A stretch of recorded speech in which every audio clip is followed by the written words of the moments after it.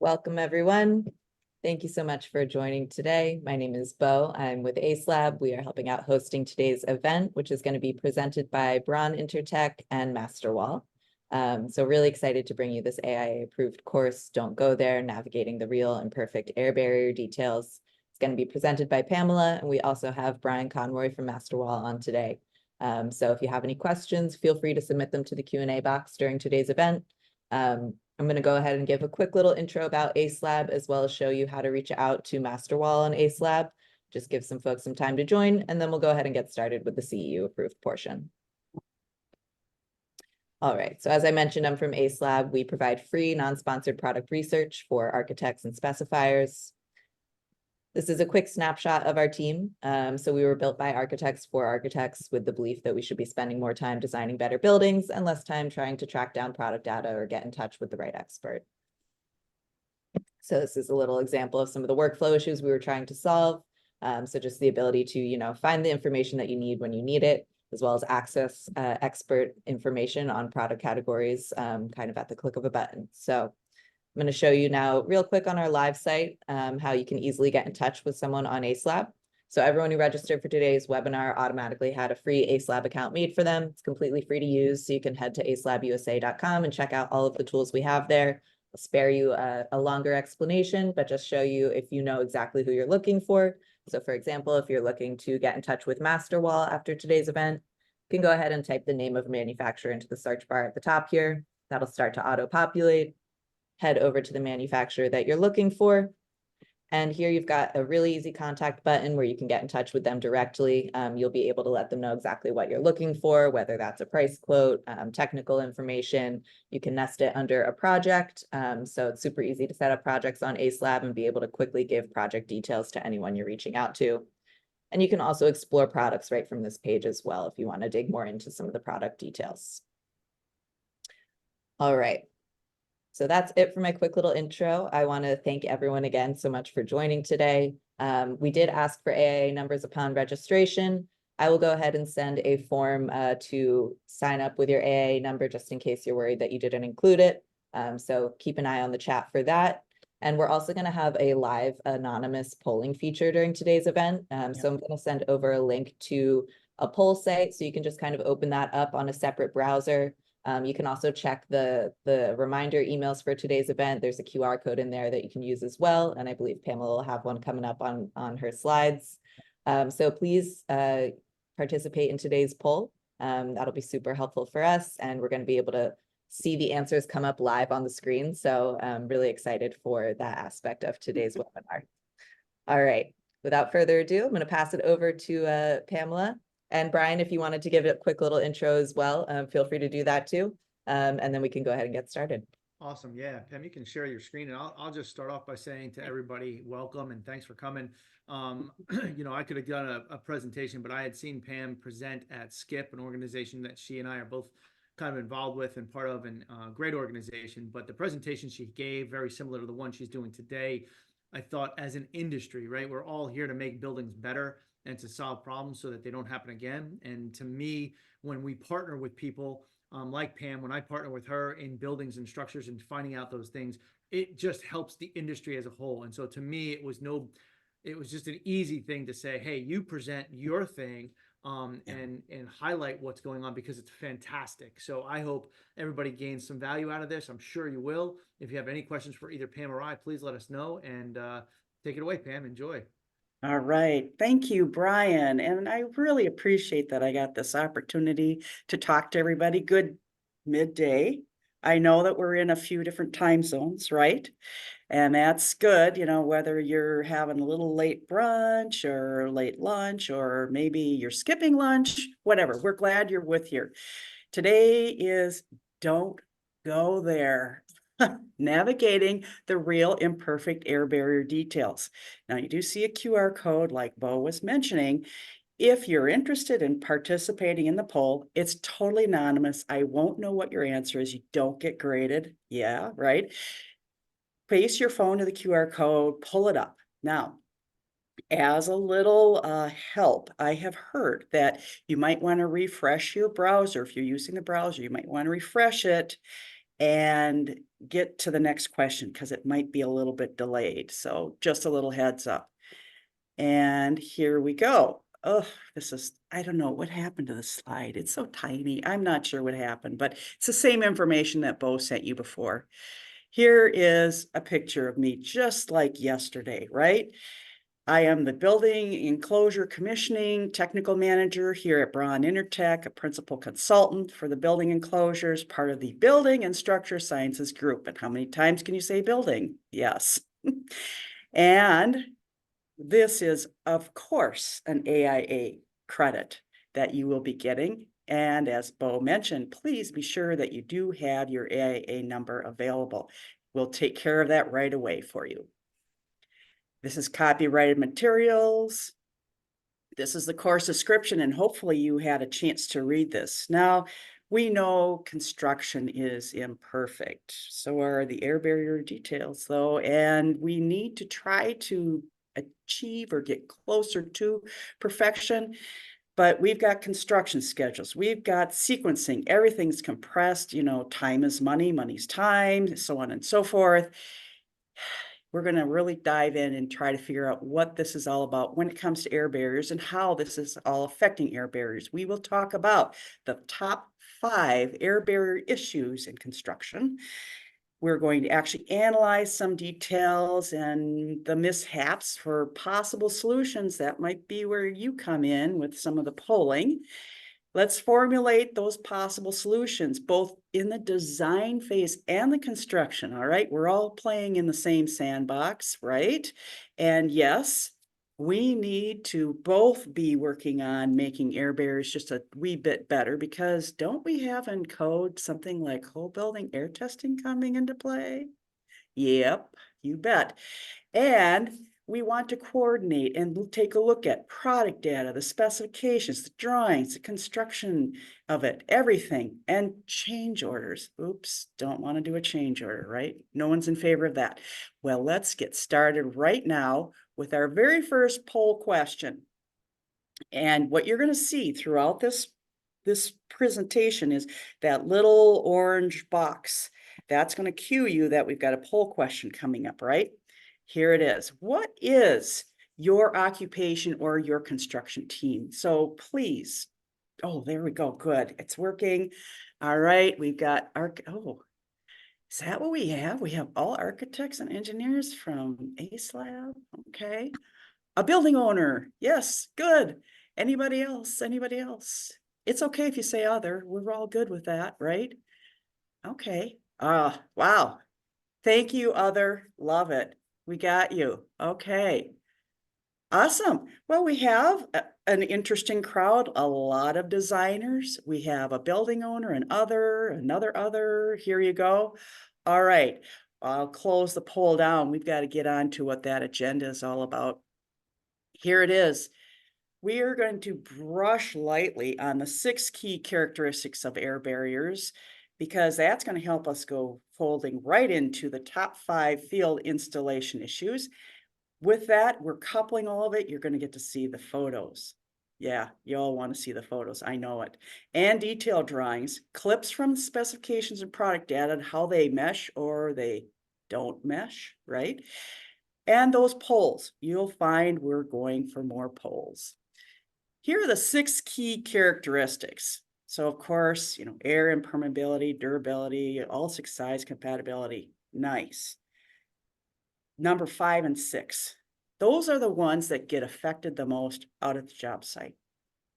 Did I tell you, by the way, that I'm one of those ABA field auditors and have been for over 10 years? So not only with ABA, but also in my regular day-to-day job, I'm seeing this continuity and structural support. Or maybe I'm not seeing it. You'll get my pictures in a minute.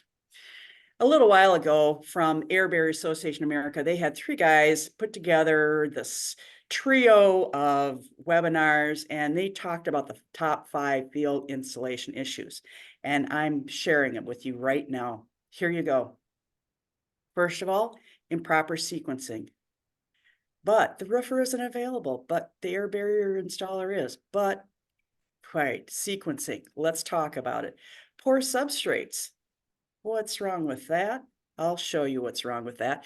Damage or penetrations that come through the air barrier after the fact. All right, true story. Just the other day, did a whole building air test on a building that I actually looked at the air barrier for. I walk up to the building, I'm like, wait a minute. I don't remember those 3 big pipes coming through. Yeah, after the fact. More on that later. How about number 4? Fluid applied or sealants not installed thick enough. And number 5, lack of transitions. Yes, it looks like it's done on the paper drawings, but is it out in real life? We'll see. So where we're going to start is, of course, number 1. This, again, true story. You're going to hear nothing but true stories. Here we are. I get a call one day. Oh, Pam, by the way, you got to come by and look at our air barrier. I'm like, okay, like when? Now? Nope. How about tomorrow? That's when I can fit you in. It's summertime, buddy. Yes, okay. So I come tomorrow, and this is what I see. And I'm looking for the air barrier. Are you looking for the air barrier too? Right? What? Okay, here's some improper sequencing that I'll show you behind the brick. Oh, here's a side that doesn't have the brick yet. Oh, okay, so this is that scenario I was telling you about. So the air barrier installer was available, but the roofer wasn't there yet. But then here's the wood blocking coming after. And how is the air barrier tied into the roof? Okay. Yeah, how does this work again? How do we prevent this? Don't just say it's in the construction, okay? 1, maybe design the roof edge differently. That would lead to some sequencing changes maybe. Or how about listing that roof edge detail as a discussion item in the pre-installation? Talk about and coordinating details in a progress meeting, right? All of a sudden it's time to talk about air barrier. How about let's educate the trades? Nothing wrong with that. I don't know if we have time for that in the middle of summer, but okay. All right. Rework the detail during construction and slow down the schedule. Yeah, right. Nobody's voting for that. And if you do, you're just trying to yank my chain. I know you are. All right. So look, you do have opportunities anywhere across the board. You can design it differently. You can look at it differently during the construction. You can talk about it during the construction. I know people are like up to here with meetings, but this would have saved this contractor a little bit of work, because you know what that contractor had to do? They had to remove brick to make that transition happen. Does anybody have time for that? No, not with our compressed schedules. All right, let's talk more about improper sequencing. Now you see it right here. Here is that detail. And it even says in the words. So you got a picture and you got a detail. It says, yeah, you're supposed to have it run all the way around, up and over and onto the roof deck. Got it. How can you design it differently? Well, here's an idea. And it might work. You actually just keep it all on the CMU. Possible. Okay. All right. Well, let's talk a little bit about specifications, though, and the level of detail. And can we talk about the pre-installation conference? Yeah. Okay. You can either do the top one that says, have a meeting, or let's have a meeting and we will talk about these items. Roof edge detail. Yes, from a design standpoint, we can include that in our specification. Let's put it in there, right? Let's talk a little bit more about some improper detailing. Yeah, I know. Okay. We are looking at, on the left side is CMU wall with a sprayed fluid applied air barrier. Then that wormy looking stuff is spray foam. That's our new duct tape, isn't it? Spray foam with some more air barrier and then the orange window frame. I'm just thinking this window jamb isn't going to do well, right? Doesn't seem like that's sealed up. How about the window head? Oh, that's mortar. Huh, right? Mortar stops it. That's Sunday mortar. It's holy, right? Okay, no. Improper detailing. Here we go. At the corner where the window jamb and the sill. Oof. We've got some improper detailing going on. And what about the sequencing on this too? Let's take a look at those details. Let's look at the specifications versus the product master spec, because we'll have some questions about this. So the specification says a minimum of 3 inches of coverage achieved over each substrate. If you go on farther in that sentence, then it says something about not less than 1 inch, which is it 3 or 1? Don't know. Then it says later in that same spec, overlap adjacent pieces 2 inches. Wait a minute, 3, 1, 2. All right. If you look at the manufacturer's product data and you didn't have any spec with you, it would say lap adjoining edges a minimum of 2 inches. Where's the coordination and what should we be following? Good question. Here's an idea for improper detailing. This is where the roofer maybe doesn't understand what the air barrier installer is trying to achieve, or the air barrier installer doesn't understand that the roofer probably can't do all of their detailing for them. Because the roofer thought, hey, I don't think the water's going to get in there. Never mind the big gaping fish mouths, right? All right, let's look at more improper sequencing. And the true story for this one is I walk to the site, the contractor says, oh yeah, don't worry about it, Pam. Yeah, we're going to be replacing that sheet metal. So, okay, I don't care about the overspray. That's fine. Okay, so you're going to replace the sheet metal. How do we tie it in then? How we've got it sprayed, right? This is almost sounding like that first slide, right? Then we've got this nice through parapet scupper. All right. So a contractor, don't worry, we got it covered. Wink, wink. All right, here we go. This is what I see when I come back later. Okay, I gotta look closer. What? It's that bare wood again, improper sequencing. All right, let's just move on to the next one. Poor substrate conditions. Now this is something you would expect to see on an existing building when you're peeling off the veneer, whatever it is, and then you're putting on the air barrier and you're putting on an addition and then you're putting on something new face on there. And that's what you expect. But I've got some stories for you on this one. All right. The addition's getting slapped right onto an existing building. Now, we really tried hard with a lot of sealant, didn't we? But do you see that there's this little bond break between the mortar and the brick? That sealant you got there isn't taking care of that whole big crack where air is going to come in. All right. And as promised, here's an existing building. And this is what I've heard before is that, well, we're just going to put on fluid applied. Never mind all the holes in the mortar joints and maybe some holes in the CMU.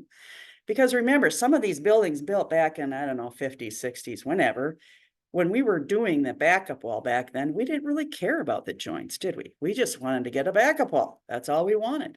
And that's what we've got. How do we prevent this when you have existing conditions?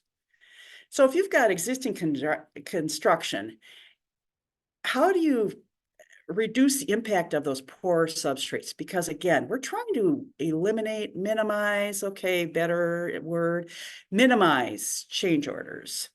Are we going to, let's say, include a dollar amount or allowance for filling those voids? Because, you know, someone's going to say, that's going to take more hours, more material, it's going to cost, right? Or let's see, let's just strong arm the air barrier installer to just take care of it. I've heard that, and we don't make friends that way. All right, not that it's friendship camp out at the construction site, but we don't need to make enemies. Let's put it that way. Sure, let's indicate that the air barrier installer is responsible for filling all voids in the existing substrate. Well, you know what? If I am the installer, what number am I going to put on there? A big one, right? Okay. fair. I mean, you have some choices, right? But think about it. When you're putting on an addition onto an existing building, or you're peeling off the veneer and you have to put some air barrier on, think about what is it that you're going to do? How do you prevent that huge change order coming into play? You don't know how many voids are in there. Maybe you do a test opening. Yeah, food for thought. Think about it. All right. Now, you wouldn't believe it, but this is new construction. Doesn't this look like the existing one in the slide before? Yeah, someone forgot to tell the masonry contractor air barrier goes on that. All right. Same building, different area. Oh, scored block. We just got some leftover in the shop. Let's just use that. Come on, load it up in the truck. Let's get it out there. All right. This is not good air barrier installation, is it? Poor substrate.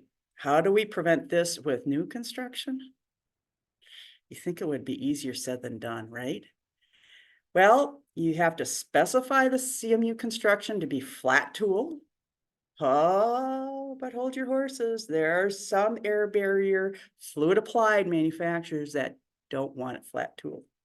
Watch for that. Let's see. Include that the masonry contractor should really be an attendee with that pre-installation meeting on the air barrier. If they scratch their head wondering why they're invited, they really need to be there. Okay. All right. Let's see. Back charge the masonry contractor for the substrate repair. You can do that. If the general wants to do that, totally in their court, right? Again, we're not out to make enemies. Not that it's friendship camp, but not enemies. All right. State in part 3 that the air barriers of the air barrier section that the air barrier installer can refuse to install the air barrier on improper substrates. Well, honestly, they should already know that. But second of all, when we are there like July or June or August or whatever, we don't have time to be arguing about this. This should be a done deal. This should be already figured out. But look at that. We've got a wide variety of answers. Love it. But it seems like most of them say indicate general contractor and air barrier installer to review the masonry work before the installation. Awesome idea. Awesome idea. All right, we are going to move on to number 3, damage or penetrations through the air barriers after installation has been completed. This is that idea where I told you I walked up to a site the other day and we were going to do whole building air testing. And I saw, I'm not kidding you, 3 huge pipes come through there. I shook my head because I know for a fact they were not detailed, but here we go. This is a different job site. Now, I'm looking, I'm like, wait a minute, what is that? That's not the blue color it's supposed to be, that nice dark aqua blue. Oh, you know what? So somebody who was not an air barrier installer would be my bet. Put a piece of plywood up against the wall. And then the next morning, I need this plywood, just rip it right out of there and like, I guess there's a few pieces left behind. No worries. Yeah, worries. Okay. How about this one where we have the window installed after all of that real meticulous sill wrapping of the air barrier comes into play. And when they're lifting this really heavy window, because you can see it's a really long one, right? They're lifting this heavy window. They're kind of like resting it on the sill and wow, lo and behold, they tried to fix it with some sealant. No go. Now what do you do? Right? Window installer doesn't understand what the air barrier installer has to provide and what it has to be sometimes. Along those same lines, here's a window installer. Well, I got these really long fasteners. They should work well. Yeah, so well that they went all the way through and through and through. So now we have fasteners that I don't know as an air barrier observer or inspector. I don't know. Do they have to have that length of fastener? Because sometimes there's that requirement for window installers. If they don't, can we just like nip them off and fix this? If they do, we've got something else to talk about, right? So, and again, that window installer didn't understand. Oh, look what's above us here. We've got a welder welding. And you see that the walls are kind of like that gray color. That is an air barrier. Anybody scared like me? Yeah. I mean, other than you shouldn't be standing underneath the welder, okay? Yeah, what? How do you prevent this? This is where we have a welder doing welding work after the fluid applied is on.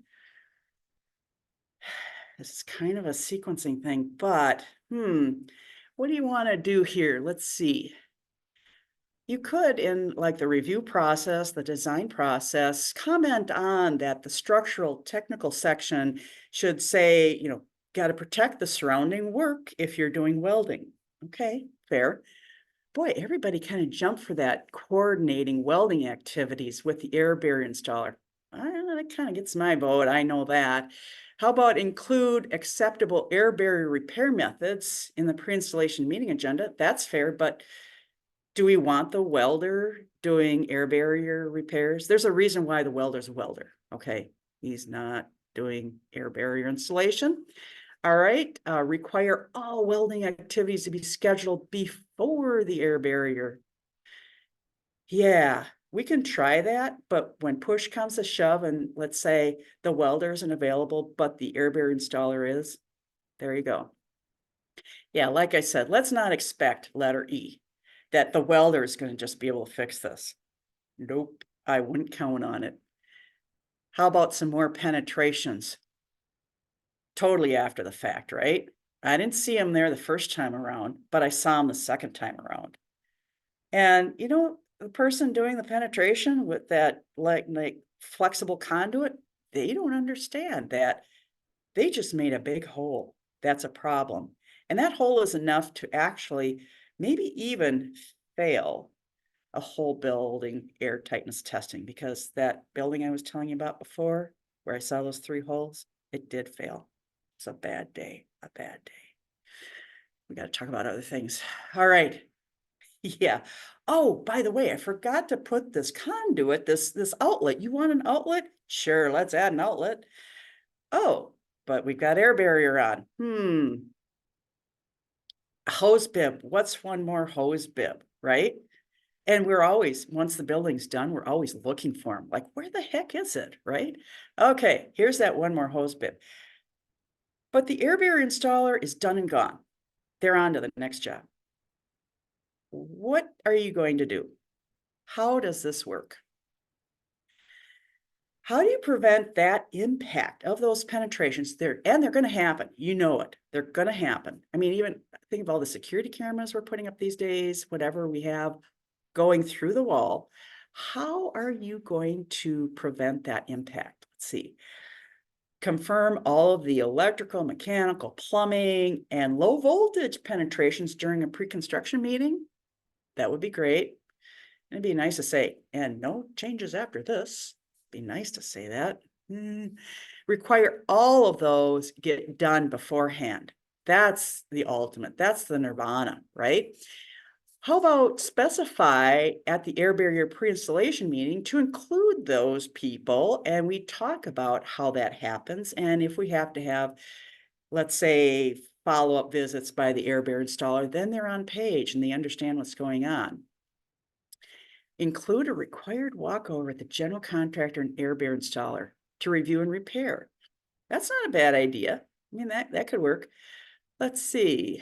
Let the offending installer or general contractor fix it. That's as good as the welder. That's a no-go. Okay. Hey, but we all have some ideas about what we can do, some way that we can fix it, because it's not just the poor person on the wall. It is the general, it is the specifier, it is everybody participating in this, right? We're going to move on to number 4, not thick enough, not thick enough. Everybody likes a good peanut butter sandwich, right? Okay. And maybe that's what you're enjoying right now. Here we go, not thick enough. If you can read the words with this particular air barrier, yeah, no go, because you should not be able to read the words. However, there are some other brands that you might be able to read the words and it might be okay. You just have to know where is the barometer on that. All right. If I can see the coarseness or that the little nooks and crannies of the CMU block, as I'm looking up, I pretty much know it's not thick enough. We don't have enough coverage. We have to be very careful and watchful of how thick we're getting it. And you know that we don't want to get it on too thick, particularly with the vapor permeable scenario. You get it on too thick, all of a sudden it becomes impermeable, destroys everything you were just working for. So be careful on how thick it is. But there's even not thick enough on sealant. Now, if I can see that cut edge, is that edge sealed? Maybe not. Some manufacturers actually specify how thick that sealant needs to be on those laps. Consider that. All right, so I really wanted to give the contractor the benefit of the doubt. You have this nice 2+ inch lap. The sealant's not thick enough. I'm sorry, just doesn't work. Now, let's take a look at the products in specifications versus the execution. This is all within one spec. I find this very interesting. Okay, it says, under the products part, 2.2, according to manufacturer's written instructions of 35 mils or thicker. This is that high build idea. And I think there is maybe some spec writing helper that puts this one together. Later on in that very same spec, 3.2 under installation, thickness as recommended in writing by the manufacturer to comply, but not less than 35 mils. Okay. All right. Do those really work together? Yeah, those numbers work okay, but is that what's in the product data? Let's take a look. Here we go. Here's the specifications up top. Minimum dry film thickness of 30 mils. Okay, I got it. Oh, wait a minute. The product data says 40 mils. Is it okay? You don't want to use a product that's supposed to be 40 mils and only spray it to 30 because you know it probably won't work. But if you spray 40, are you getting in trouble? We'll ask that question later. Number 5, lack of transitions with certain types of air barriers. All right, we're going to really focus on fluid applied and spray, excuse me, fluid applied and self-adhering, but there is SPF also that may come into play. Here's the fluid applied, lack of transitions. Again, spray foam, that's our duct tape. Yikes. Okay, so spray foam, in some cases, it probably can be an air barrier. I'm not sure about this application. I mean, it looks kind of all sausagey. What about that transition from the roof to the underside? Is that acceptable? Now, on this project, the drawings were a little bit lacking, and I'll show you what I mean. Here's the drawings. On the left, it says something about ice and water shield underlayment. Okay, I don't see anything much about air barrier. Lower down, it says wall assembly, refer to wall sections. Okay. Then we go to some other detail that actually shows that through wall scupper, and it says see wall section. I actually couldn't find the wall section. Then we've got sealant around the scupper. Okay, sealant around the scupper, that's out on the brick face. This doesn't tell us anything about way back in there where the air barrier is. Have no idea. How is the contractor supposed to build this then if they don't have the direction, if they don't know what they're to be doing? All right, because sometimes this is what you wind up with. Oh, we got an outdoor pool. It's not the cement pond like Hillbillies, but yeah, this is a through wall parapet with a scupper. And yeah, bad insulation, peaking, right? So the roofer did what the roofer does, cut the hole. Let's get it flashed in according to roofing standards. And clearly it looks like the roofer came after the air barrier installer. And I said to the general, I said, okay, this is a no-go. We gotta fix this. We got a big gaping hole, isn't that right? Yeah, okay, so, oh yeah, well, the air barrier installer is long gone. Okay, so the roofer's gonna fix this? What have I told you about this idea? And this is what the roofer came up with. Every last little stinking piece of leftover whatever.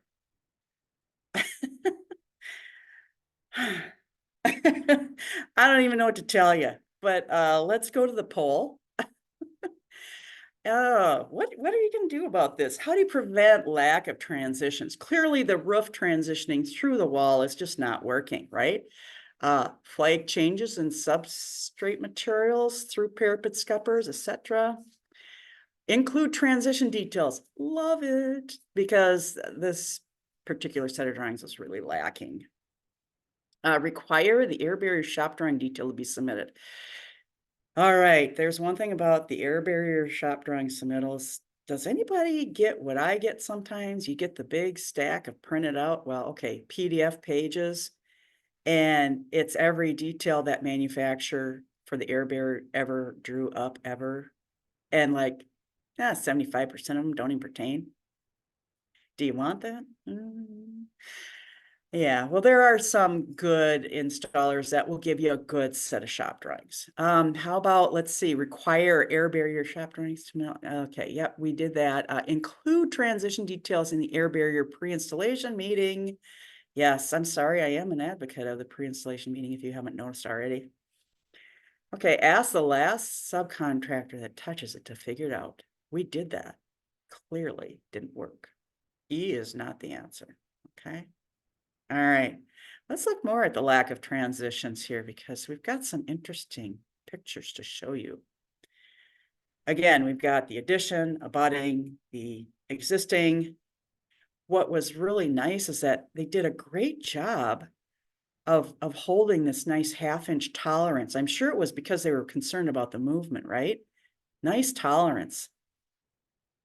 But there's absolutely no detail going to the existing building. This is it. Anybody see an air hole? Yep. All right, what did the contractor get to work with on this for this particular area?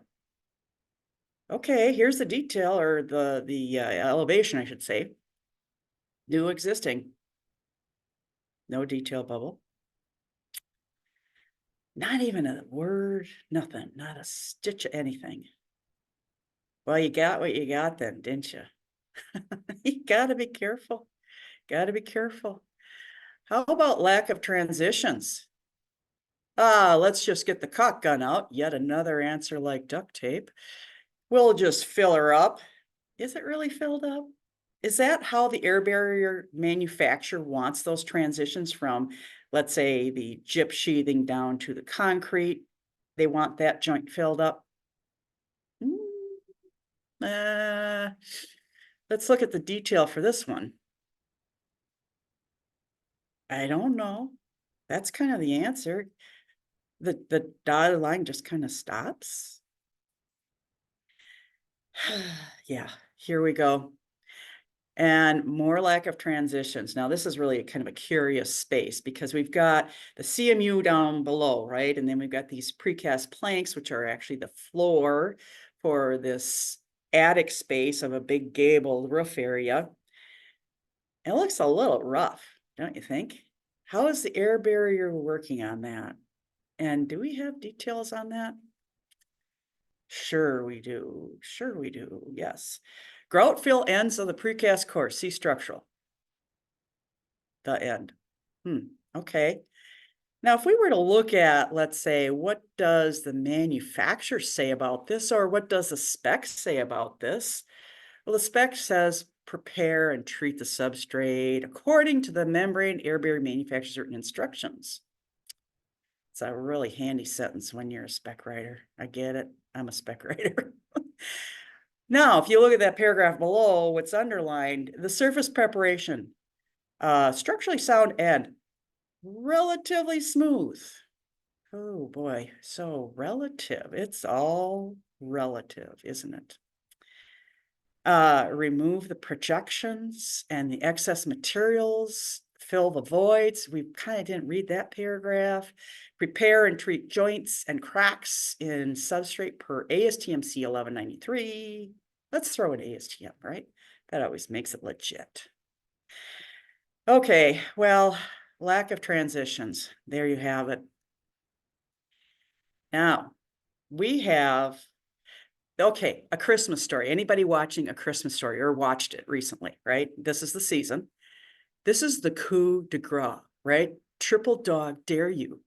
Yeah, because we've got 4 of the 5, all within a span of 20, 25 feet. Could we do any better, right? Could we do any better? Watch this. All right, so here is the one that has nearly all of the above. This is that little stretch. You can see some of it even from a distance, right? Poor substrate. We've got plywood with knot holes, with all sorts of stuff going on. And then damage. Okay, ironically, this is right around the corner, but this damage was done by the air barrier installer himself. He's like, oh, it's kind of late at night. And I was like pulling my hose and it just wouldn't come. And here, buddy, it just sprayed it. Ooh, yikes. Ah, there's the infamous hose bib. It showed up. Here we are. Okay. Oh, wait. Oh, I put the hole in the wrong spot. Let me move it up a little bit. You see where that drain is? Yeah. And then, of course, not to mention way up high is that scupper. Jeepers. You probably already saw it's not thick enough, not to mention it's kind of sloughing off in some areas. It's like, I don't know. I could have maybe done better. Are you thinking that? I'm thinking it. And what about that transition? You could probably have a small little kindergartner go through this. This is an elementary school, by the way. Yeah, look. How do you prevent this one? Okay. Write a complete air barrier specification with pre-installation agenda and include transition details. Okay. Yeah, that could work. Require the air barrier shop drawings with specific details. Require a mock-up, in situ or standalone or something, anything. How about list required attendees of all subcontractors that interface with that air barrier? So you're talking the roofer, the plumbing, anybody and everybody, right? We didn't even have a window on this one. Just think what would happen if we had a window. Include an allowance price for air barrier installer to fix those repairs or those missteps after that initial installation. Now, that's not altogether a bad idea because that's almost reality. Let's face it. Damage happens, and so do other things happen. All right, you got it. This time it is E. It's all of the above. You got it. Because here, let me show you. Here's even the drawing. Existing, new. No design bubble, no detail, no nothing. Oof, I tell you. You know, I hate to say it, but we have covered those top 5 field installation issues that you got to watch for. Look at it from a design perspective, look at it from a construction perspective. We all can look at it in a way that we can avoid that improper sequencing and detailing at transitions. Yeah, I'm sorry, maybe it is a meeting. Yes. How about just even having the details on the drawings? That would be a help. The poor substrate conditions. Are you working with an existing building? Are you working with a new building? If it's a new building, I'm hoping that whether it's the sheathing contractor or the CMU contractor, that they're all on page understanding what is needed for a good substrate for air barrier, because who wants to be there in the middle of summer saying, sheathing guy didn't do it, air barrier guy didn't do it, no you, no you. We don't want that. We need to have this ironed out as much as we can, because at the end, someone's going to back charge somebody, right? Damage or penetrations that come through the air barriers after the installation is completed. Maybe we need to have the air barrier installer back one last time before we cover it all up and just do the look-see and see, do we have to do any repairs? Do we have any other areas we need to look at? And how about just not being installed thick enough? I have to say, there isn't much of a reason for that. Other than, here's the idea. Maybe you should just still have someone looking over the shoulder of the installer. Field auditor might not be a bad idea. And lack of transitions with certain type of air barriers. We covered fluid applied, we didn't do spray foam, and we had a little bit of self-adhered issues. So those are those issues that we are trying to avoid. They are the top 5 that the Air Barrier Association of America swears by, and so do I, because I've seen them all, that we need to watch for, whether you're in the design community, your specifications, your submittals, your pre-installation meeting, anything that you're acquiring, and your detailing. And then what about that general contractor? That general contractor needs to be making sure that we're all playing in the sandbox nicely, that we're all making the building that it needs to be, because we don't want to be like the building I just saw with those 3 holes that all of a sudden showed up and totally busted us on a whole building air tightness test. It's really late to be redoing work at that point. Well, here we go. I'm sad to say we are wrapping it up a little quicker than I thought, but here is my contact information. If you're interested, give me a shout, let me know, got any questions, and I'm hoping, Brian, you're out there and that you can tell me, do we have any questions? Do I need to go back a few slides? Let me know. I didn't see any, Bo. I know you've been watching some of that with some of those, and I thank you again, Pam. I think this is great, and I think for everybody that's out there, just to realize, I mean, I wish more general contractors would hop on calls like this, because to see what is it being done out there, because it's not everybody. I mean, we get called in when it's the bad stuff, but we want to be able to solve those things before they happen, and this was great. This was really, really good. Yeah. Yep. Absolutely incredible presentation. We've got, let's see, 2 comments so far saying fantastic presentation. So Thank you. great. But yeah, if anybody has any follow-up questions, please feel free to submit them now. We have a little bit of time, so we can definitely get to any questions you might have for Pamela or for Brian. Feel free to let us know. I guess I just want to say, and I really could talk much longer, but let's just keep it a little bit brief, that here in Minnesota, which maybe you didn't realize I was from Minnesota, I don't have an accent. It's all you that got the accent. But anyways, so we started going with air barriers in our code in 2009. And all of those pictures you were looking at, they're pretty much from, there's a few in Wisconsin, but almost all from Minnesota. And they're all pretty recent. They're within the last, 3 years or so. And yet our learning curve, yikes. I thought by now it would have flattened out. We'd have a little bit better. I have to say, I have a few favorite contractors that really do know how to do it. But then if I showed you pictures like that in a presentation, it would be no fun, right? So anything else you guys want to add in, tag on, ask me questions?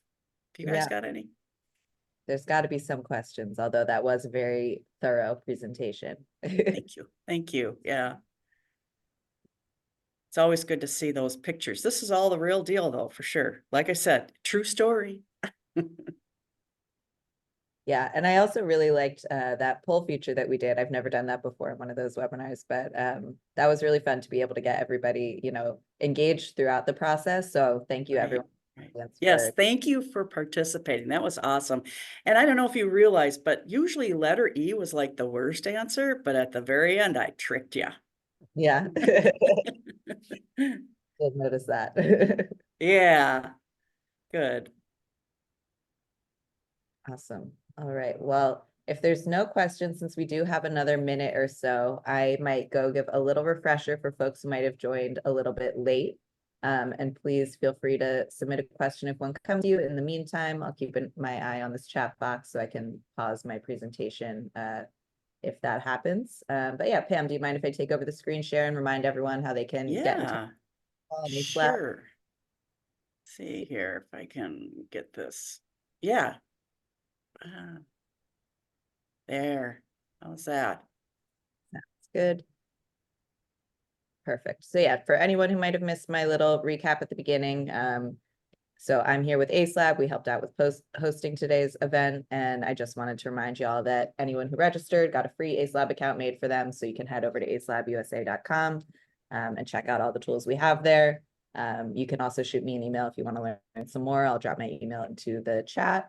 But yeah, just wanted to let you guys know. So if you want to reach out to MasterWall after today's event, you can just type their name into the search bar right up here. You can head over to their page on Acelab and get in touch with them using this little contact button right here. So if you have any follow-up questions for Brian, this is a great place to come and be able to get in touch directly with their team, as well as explore some of MasterWall's products right from this page.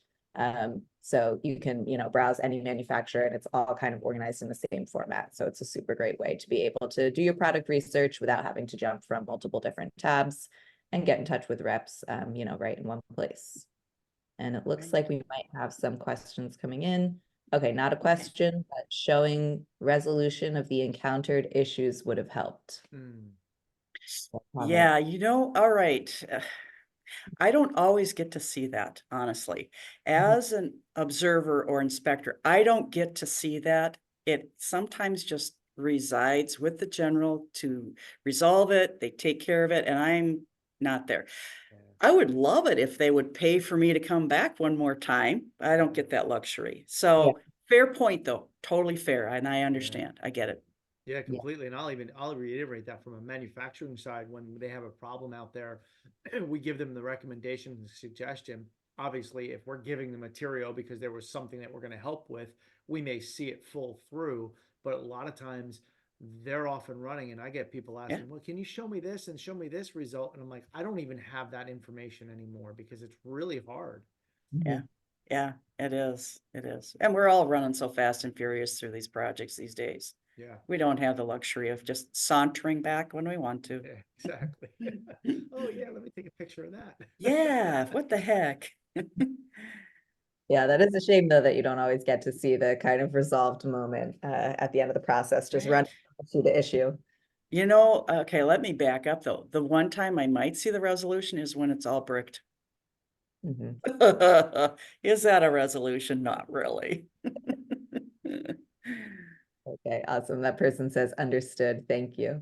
Awesome. Cool. And I'll put in just one more prompt for questions. I also want to mention, if you would like to ask a question out loud or just make a comment out loud, feel free to raise your hand and I will unmute you. You don't have to turn camera on, so it's not that scary. Sometimes we have great folks who are willing to do that, but yeah, if you have a longer format question or comment, something that feels a little bit easier to ask out loud, you can feel free to go ahead and raise your hand and we'll unmute you for a moment. All right, and I'm going to type my email into the chat here now so that if you need that to get in touch about Acelab, feel free to shoot me an email. We can set you up with one of the folks on our architectural team so that you can get in touch with one of our product experts, learn a little bit more about how to use our platform, find out how you can use it to kind of simplify your workflows and get a taste of where we're heading in 2024. We've got a lot of exciting updates planned, so feel free to reach out and I'm happy to take you through those. All right, cool. Well, if there are no more questions, then we can let everyone go 5 minutes early. But I just wanted to say thank you again to Pam. Thank you, Brian, for suggesting that we have Pam on today. I think this was a really wonderful presentation and super helpful. I already got a few emails from some folks saying that they really loved today's presentation. So I know it resonated super well. All right, cool. Yep, and lots of thank yous in the chat. So it sounds like covered everyone's questions. Good. Someone says not a question, but just wanted to say this is the best Acelab presentation I've ever seen. So thank you, Pam. Whoa. Oh, thank you. Oh, I got a new best friend out there somewhere. Yeah. Glad And you're back. before we break, I do want to say, I hope everybody has a peaceful and comforting holiday season, despite the times we're in, and surround yourself with those you love, family, friends, whoever that might be. So wishing you the best. All Yeah. right. Absolutely. Thank you for that, Pam. Thank you, Brian. All right, Got it. everyone, have a great holiday season. Bye. Yep. Bye.